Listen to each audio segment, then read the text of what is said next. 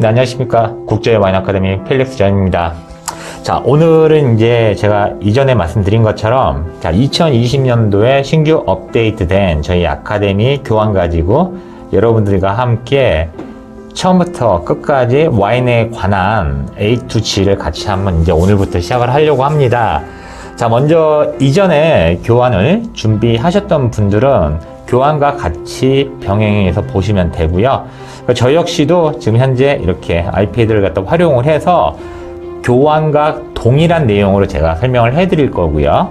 그리고 중간중간에 실제 와인의 라벨이라든지 아니면은 와인 시음이 필요한 부분이 있습니다. 그때는 제가 화면에 또 잔과 와인을 함께 세팅을 해서 와인 오픈하는 방법과 그리고 마시는 방법 그리고 음식과의 페어링 등 모든 것을 같이 여러분들과 함께 공유를 하도록 하겠습니다. 자, 오늘 그러면 첫 시간인데요. 시작을 한번 해볼까요? 자, 보시면은 자, 먼저 첫 번째 페이지죠. 자, 이 페이지 제1절 와인의 역사와 개요입니다. 자, 와인의 역사 오래됐죠? 네, BC 6000년경 전에 자 메소포타미아 문명에서 먼저 와인이 시작을 했습니다. 자, 이 메소포타미아 문명은 맥주와 그리고 와인 그리고 커피까지도 많은 영향을 준 그런 문명인데요. 현재 시리아 그리고 요르단 쪽이 되겠죠. 자, 메소포타미아 문명에서 처음 시작된 와인은 이집트 시대로 넘어갑니다. 그리고 이집트 시대에서 하나의 종지부를 찍게 되죠. 어떤 종지부냐? 바로 프톨레마이오스 왕조의 상속녀였던 그 유명한 클레오파트라가 와인을 굉장히 좋아했었죠. 자, 그런데 여기서 우리가 유념할 거는 클레오파트라가 좋아했던 그 와인, 당시의 와인의 저장 기술이 없었기 때문에 당시에는 스윗한 달달한 와인이 우리가 알고 있는 고대 와인이라고 보시면 되겠습니다. 자, 이집트 시대에 성행했던 와인의 문화는 그대로 그리스로 넘어가게 됩니다. 우리가 알고 있는 심포지움, 라틴어에서 유래가 되었는데요. 실제로 그리스에 보시면은 이런 석상 위에 귀족들이 편하게 누워서 와인을 즐기고 있고, 그리고 밑에 하인들은, 귀족에 귀속된 하인들은 와인과 음식을 같이 서브하는 그런 벽화를 종종 볼 수가 있습니다. 자, 누워서 와인을 즐겁게 마시면서 대화와 토론의 장을 열었던 게 바로 심포지움이라고 하는 어원의 시작이라고 할 수가 있겠습니다. 자, 이렇게 시작된 그리스의 와인의 제조 기술과 양조 방법은 그대로 로마 시대로 넘어가게 됩니다. 자, 그런데 로마는 상당히 중요합니다. 왜? 로마는 현재 와인 벨트, 즉 북위와 남이 30에서 50도 사이를 아우르는 와인 벨트, 전 세계 와인 벨트를 만드는데 큰 공헌을 했죠. 왜? 로마의 정복 정책, 다른 나라를 가만두지 않았죠. 다른 나라를 쳐들어가서 그 나라의 땅을 빼앗고 그리고 영토를 확장을 했지요. 하지만 당시에는 식수가 없었습니다. 왜? 빗물이나 아니면은 우물물을 활용할 수밖에 없었는데 오염도가 굉장히 높을 수밖에 없겠죠. 그래서 당시 카이사르 시저 황제는 칙령을 내리게 됩니다. 병사들한테. 자, 인데요. 하루에 약 1.5리터 분량의 와인을 마셔라. 그리고 그 와인을 만들기 위한 조건은 각 나라의 식민지, 정복지에 포도 묘목을 심어서 거기에서 나온 포도를 수확을 해서 와인을 제조를 하라고 하는 칙령을 내렸다고 합니다. 자, 이건 여담인데 로마군이 전투력이 높을 수밖에 없었던 게 글쎄요, 하루에 1.5리터의 와인을 마시고 취기가 있는 상태에서 전투에 나가게 된다면은 아무래도 두려움과 그리고 겁이 많이 없어지겠죠. 자, 고대의 와인들은 그대로 고스란히 명맥을 유지하고 넘어오면서 중세, 자, 4세기 무렵에 프랑스로 전래가 되면서 프랑스에서 본격적으로 발전을 하는데 중세 와인은 프랑스 부르고뉴를 중심으로 수도원들을 중심으로 해서 일명 수도사들의 와인이라고 일컬었습니다. 당시 식수를 대용할 수 있는, 그리고 교황 또는 재래의식이, 신에게 바치는, 하나님에게 바치는 재래의식이 꼭 필요한 성찬주가 바로 와인이었기 때문에 아주 큰 자원을 확보할 수 있는 메리트가 있었던 것입니다.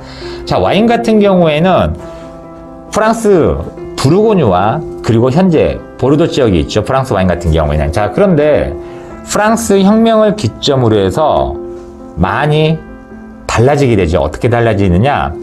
자, 프랑스 파리 왕궁에서 가까운 부르고뉴 지역들은 왕이 전량 수도원으로부터 포도원을 전량 매입을 합니다. 강제 몰수를 하게 됩니다. 그리고 몰수하게 된 포도원을 조금씩 소장농들한테 분할을 하게 됩니다. 자, 여긴 조건이 하나 있었죠.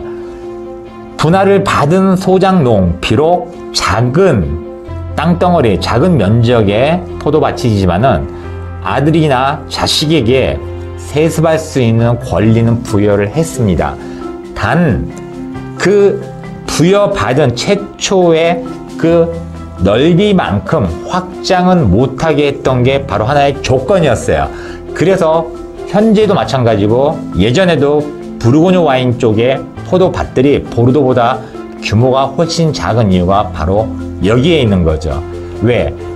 왕이 강제로 몰수를 해서, 그리고 국가 경매를 통해서 조금씩 분할 및 할당을 하게 되면서 세습체계는 가능하지만은 땅을 넓히는 것은 금지시켰다는 것이죠. 반면 보르도 쪽은 어땠을까요?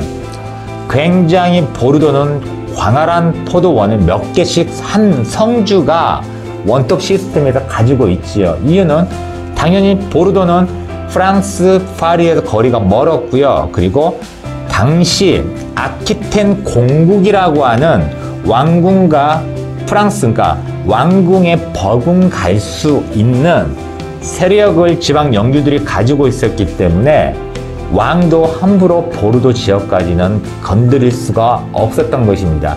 그래서 현재도 보르도 지역의 샤토, 자, 부르고뉴 지역의 도메인 또는 꼬민이라 그러면 마을 단위라든지 아니면 조그만 포도밭 개념이라 보시면 되고, 보르도의 샤토라 그러면은 성주가 살고 있는 큰 성을 말합니다. 정확히 말하면은 한 성주가 샤토, 규모가 큰 포도원을 2-3개씩 가지고 있는 경우가 굉장히 많은 게 보르도 와인의 특징입니다.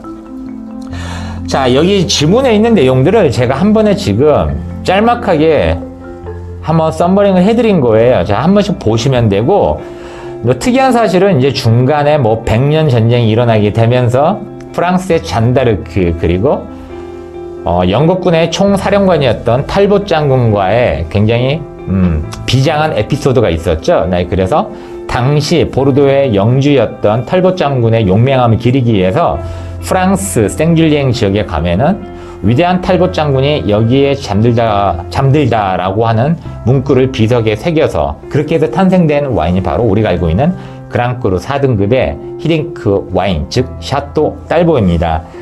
자, 한 번씩 역사에 대한 내용들은 쭉 보시면은 그렇게 어렵지는 않을 것 같아요. 자, 그런데 이 페이지 마지막에 보시면은 17세기 와인의 새로운 도약 시대라고 나와 있는데, 유리병과 그리고 코르크 마개 그리고 코르크 스크루가 발명이 됨으로써 와인 산업의 획기적인 발전을 가지고 오게 됩니다. 뭐 그전에는 뭐 가죽 푸대라든지 아니면은 막는 마개도 코르크 마개가 아닌 벌집을 이용한 밀랍으로 많이 막았습니다.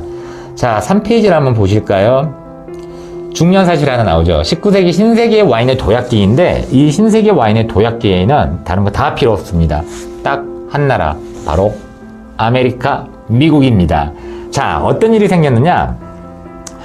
1855년도에 파리 망고박람회에서 나폴레옹 3세에 의해서 최초로 프랑스 와인 분류 체계가 이루어지게 됩니다. 즉 그랑크리 등급이 이루어지게 되는데, 자, 이 그랑크리는 1등급, 2등급, 3등급, 4등급, 5등급까지 총 61곳의 포도원이 선정이 되었습니다. 자, 나중에 그랑크리에 대해서 제가 좀 더 자세히 제가 말씀을 해드릴 텐데, 자, 중요한 것은 그 이후에 프랑스인들의 와인에 대한 자존심은 하늘을 찔렀습니다. 왜? 그랑크루 1, 2, 3, 4, 5등급을 위시로 해서 세계 와인의 최고봉이라고 말들을 했었죠. 그런데 이게 바로 무너지게 됩니다. 바로 그 유명했던 파리의 심판 사건입니다. 1976년도에 자, 미국과 그리고 프랑스 와인 간에 블라인드 테스팅이 있었습니다. 실제로 영화로도 나왔던 이 사건인데 영화의 원제목은 보트쇼크라고 하는 영화였고, 그리고 한국 개봉 당시에는 와인 미라클이라고 하는 제목으로 개봉을 했었습니다. 자, 결과는 아주 놀라웠습니다. 미국 와인이 레드와인 부분 1위를 차지했고, 그 1위를 차지한 와이너리가 바로 미국 나파밸리에 위치하고 있는 스테프립 와이너리였죠. 자, 이 사건은 인구의 회자가 되면서 세계인들에게 알려지게 되면서 미국 와인과 그리고 신대륙 와인의 우수성을 전 세계에 알리는 아주 큰 에피소드 겸 사건이 되었던 것입니다. 자, 20세기에는 프랑스 와인 INAO의 창립으로 활로 이건 참고로도 한 번씩만 보고 계시면 되겠습니다. 자, 그러면은 다음 시간에 제가 와인의 종류에 대해서 다시 한번 제 2강을 하도록 하겠습니다. 감사합니다. 펠릭스 전이었습니다.